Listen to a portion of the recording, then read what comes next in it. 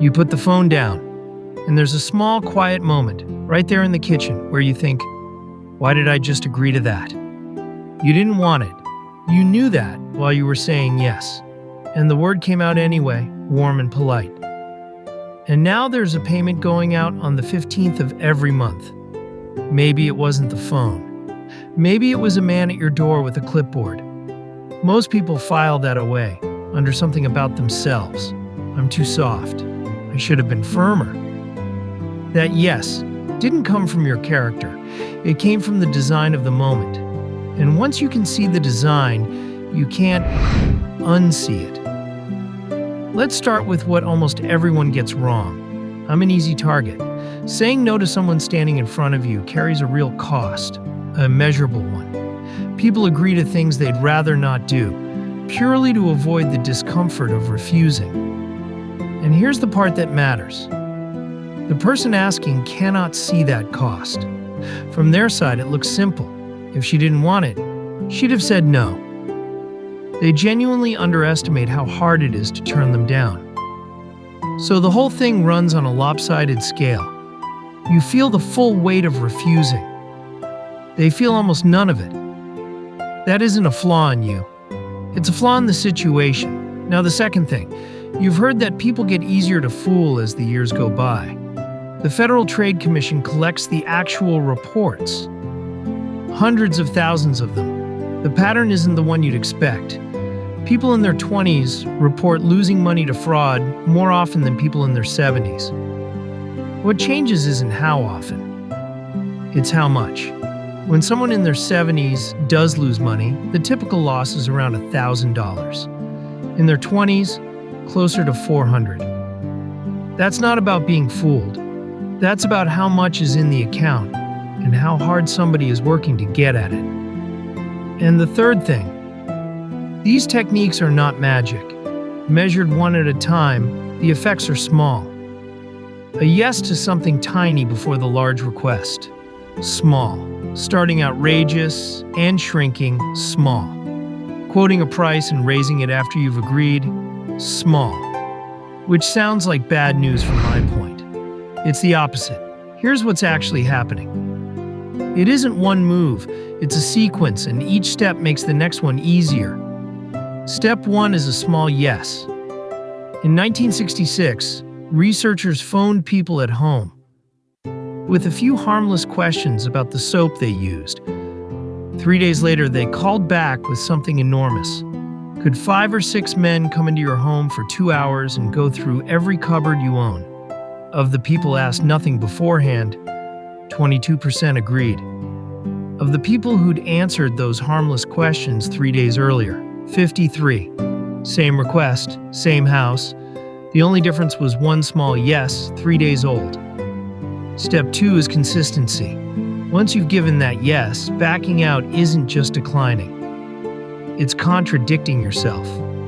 And most of us would rather pay money than feel like a person who says one thing and does another. That's why the first question is always the easy one. Are you the homeowner? Do you care about your family's safety? Those aren't the sale, they're the hinge. Step 3 is the clock. Somewhere in the conversation, a limit appears. Only today. Only while I'm in the neighborhood. I've got one left. That has almost nothing to do with the offer. Under time pressure, the mind changes gear. Careful weighing gives way to shortcuts. Put a deadline on a decision, and people stop evaluating and start reacting. Which brings us to step 4, the scale. On one side, the cost of saying no right now. The awkward pause. The feeling of being unkind to someone who's been nothing but pleasant. That side is heavy, and it's sitting right in front of you. On the other side, the cost of saying yes. The payment, the regret, the call you'll make in 3 weeks to cancel. That side is bigger, but it's invisible. It's in the future, and futures don't weigh anything. So the scale tips. Not because you're weak, because one side was loaded and the other was hidden. Now come back to those small effects. They aren't used one at a time on you. They're used one at a time on thousands of people. By someone who does this all day, in an order refined over years. Small edges, stacked at scale. You weren't outmatched, you were outnumbered. So why does this land differently now than it did at 30? Two things change, and neither is your judgment. The first is quiet. In 2012, a team showed people photographs of faces. Some carried the small signals we read as untrustworthy. On those faces, older adults rated them noticeably more trustworthy than younger adults did. Then they looked at the brain. In younger adults, an area called the anterior insula lit up when an untrustworthy face appeared. In older adults, that response was muted. The insula is a large part of what we mean when we say, "I had a bad feeling about him." It's where the gut feeling lives. So the alarm hasn't been taken out. It's been turned down. It just isn't shouting anymore. And the conclusion is not be more careful, because being careful runs on exactly the signal that got quieter. It's to lean less on the feeling and more on a rule. The second change isn't inside you at all. It's the attention pointed at you. Reported fraud losses among people over 60 went from about $600 million in 2020 to about $2.4 billion in 2024. 4 times in 4 years. That's not 4 times as many people making poor decisions. That's 4 times the effort being spent. And one more, the most human part of this, loneliness. In a study published in 2024, middle-aged and older adults became more susceptible to fraudulent offers after loneliness was heightened. Younger adults did not. Think about what a good salesperson actually gives you. Attention, patience, someone who isn't in a hurry.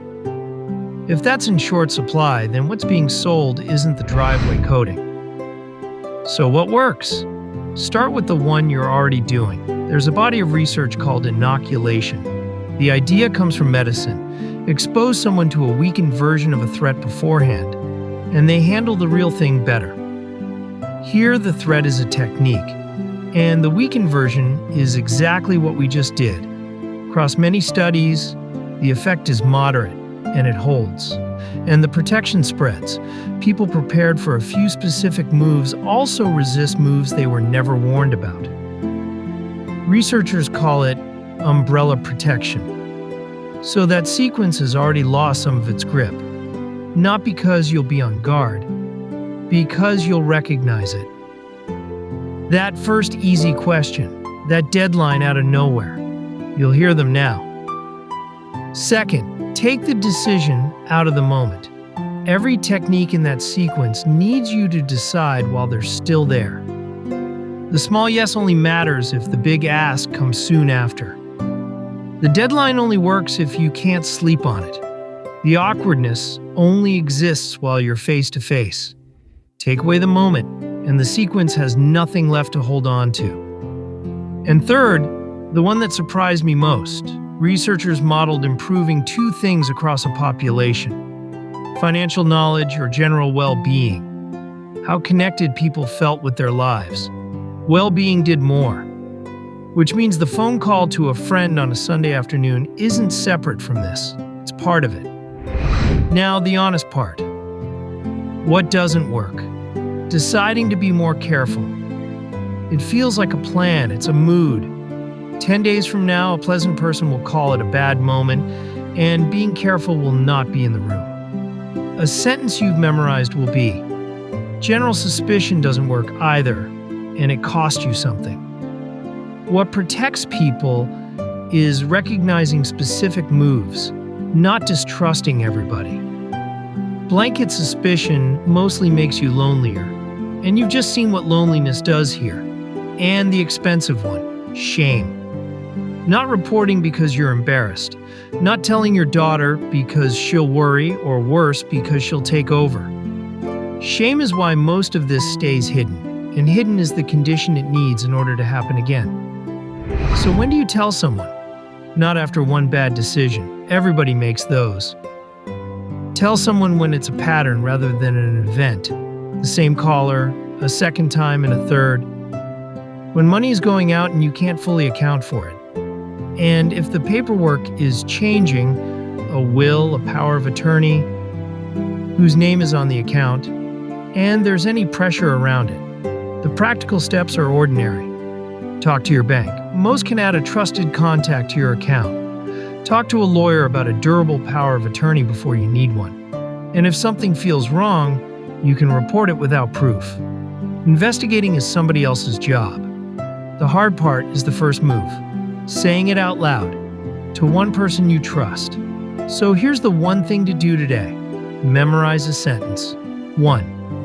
And use it every time you feel any pressure at all, no matter how nice the person is. I don't decide on the spot. I'll call you back. Say it out loud a few times now. Look at what that sentence does. It takes the clock off the table. It refuses the small yes that opens the door. And it doesn't ask you to pay the price of refusing, because you aren't refusing, you're postponing. Anyone who actually wants your business will still want it tomorrow. And notice what's true while you're standing there. You weren't fooled. You were polite at speed to someone who had practiced. Those are different things, and only one of them is about you. Now, that's a yes you didn't mean to give, but there's a stranger one. You walk into a room completely certain you came in for something. And the moment you cross the doorway, it's gone. Nobody sold you anything. That one is entirely your own. That's next.